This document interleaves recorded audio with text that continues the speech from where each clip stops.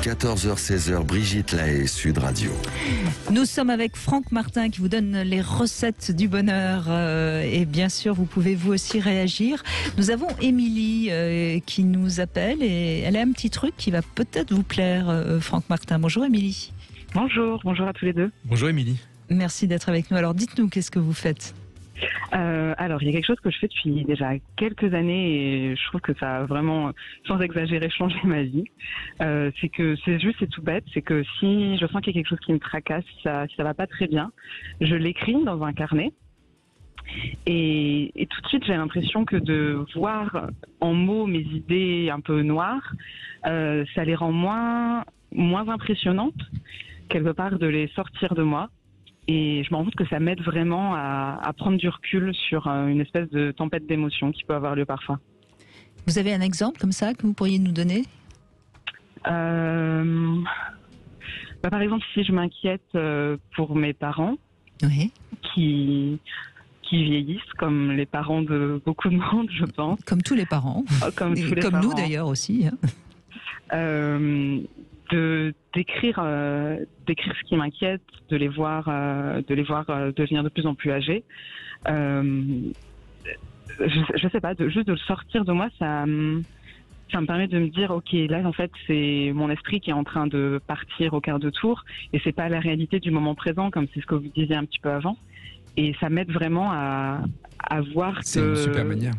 Ouais, ça m'aide beaucoup et je pense que ça peut vraiment aider tout le monde. C'est une super manière de retourner à l'instant présent, l'écrire et en même temps la désacraliser effectivement et lui donner une espèce de forme visuelle qui n'est plus dans l'émotion précisément. Je trouve que c'est super intéressant. Alors moi, je vais donner un exemple que je fais de temps en temps, Émilie, et que à la limite tout le monde pourrait faire quand j'ai justement comme ça une pensée un peu négative ou une angoisse ou une inquiétude. Je la formule en effet clairement et je tire 3 cartes du tarot de Marseille. Et alors je connais très très bien le tarot de Marseille et je ne fais pas du tout une prédiction, hein, j'insiste vraiment là-dessus. Et en fonction des cartes qui vont sortir... Des symboles, exactement. Je vais pouvoir interpréter mon angoisse de manière très concrète. Et ça, je dirais que tout le monde peut le faire avec un jeu de cartes normal. Après, le symbole du jeu de cartes normal est très simple, hein. Le cœur, c'est évidemment l'affect. Le carreau, c'est la chance. Le trèfle, c'est l'argent. Et le pic, c'est plutôt des choses négatives. Et en fonction de la puissance de la carte qui va sortir, c'est évident que si c'est un roi, c'est plus fort que si c'est juste le 9, par exemple. Et ça permet... L'avantage de ce que je donne, c'est que ça permet, comme vous le faites vous, Émilie, c'est de pouvoir au moins cette pensée qui va tourner en rond dans notre tête et qui va devenir le petit vélo qui nous empêche d'avancer, elle va se concrétiser devant nous et on va pouvoir en faire quelque chose. Oui, la sortir, ne serait-ce que je trouve la matérialiser, c'est ça qui est intéressant. Absolument. C'est une super idée, je vous la pique. Et c'est ce que vous faites, Émilie. Vous le mettez noir sur blanc et vous pouvez vous appuyer sur la phrase que vous avez écrite sur votre feuille. Ouais, c'est complètement ça. Et puis quand on y revient des semaines ou des mois après... Oh là là, je me suis pris la tête pour ça, mais non, mais c'est pas possible. C'est ça, c'est impressionnant comme exercice en fait, de voir ce qui nous chagrinait ou ce qui nous prenait la tête à un moment donné, comme c'est beaucoup moins important quelques jours, semaines ou mois après, c'est incroyable. Et après, vous pouvez même symboliquement y mettre le feu. Hein. Oui, en toute sécurité. Bien sûr, oui. Vous en débarrassez. C'est maintenant que c'est fini, je l'enlève. Alors, comment vous est venue cette idée ? Elle est de vous ? Comment vous avez fait ? Je sais pas vraiment. J'ai l'impression que c'est venu assez naturellement. D'essayer de trouver un moyen d'expression en fait, parce que je crois que c'est un peu ça l'enjeu. Et comme on peut pas forcément toujours passer par l'oral, ou alors on parle tout seul mais l'oral ne reste pas, d'avoir une trace écrite. Et puis il y a aussi, je pense, l'action aussi de prendre son stylo, de prendre du papier, de se poser.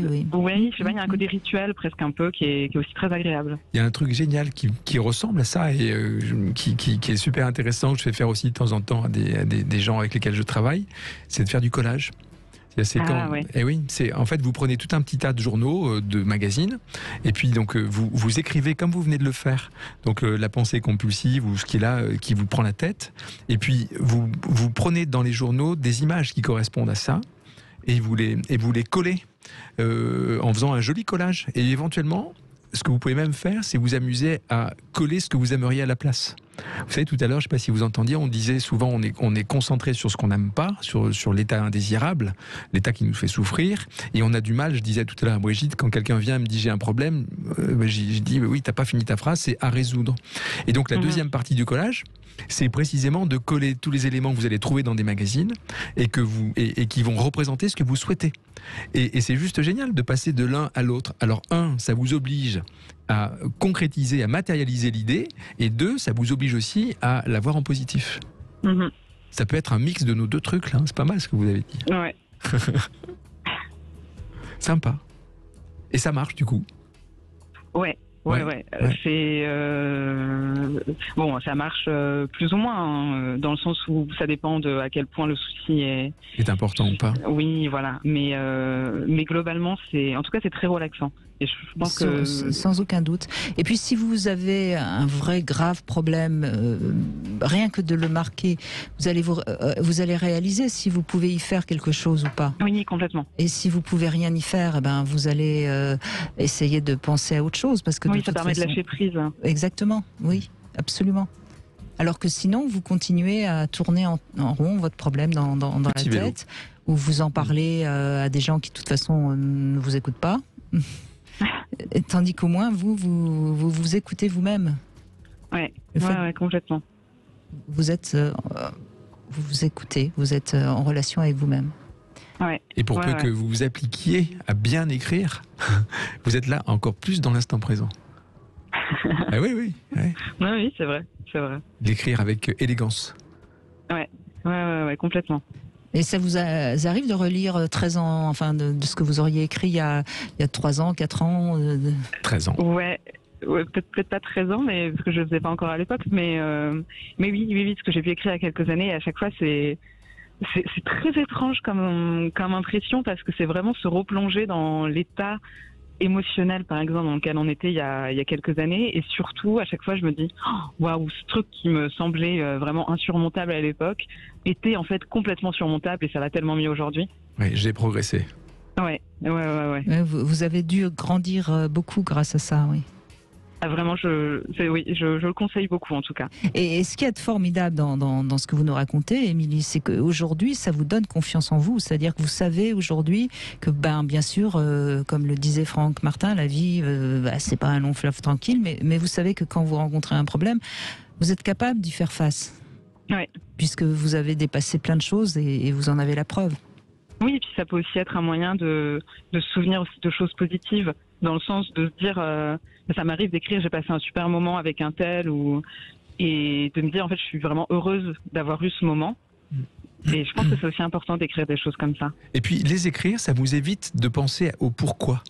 Ça vous permet de vivre sans pourquoi, si on le dit en positif. Ouais. Et le vivre sans pourquoi, c'est précisément prendre la vie comme elle est, sans chercher à l'analyser. Vous savez, les analystes, on en a fait des métiers, sont des gros intellectuels, mais qui souffrent de cette précisément maladie compulsionnelle de manière terrifiante. Ils s'épuisent à essayer de tout analyser. Et vivre sans pourquoi, simplement marquer les choses comme vous le faites, je trouve que c'est super intéressant, parce que ça vous permet, 1, d'être présente, et puis 2, effectivement, de pouvoir relire un peu plus tard ce que vous avez écrit, puis de constater les progrès. Et rien que ça, c'est génial. C'est valorisant. Ouais, c'est valorisant. En tout cas, merci d'avoir confié votre petit secret, Émilie, qui, à mon avis, n'est plus un secret pour personne. C'est fini. Vous aurez contribué au bonheur de tout le monde. Merci beaucoup, Merci, Émilie.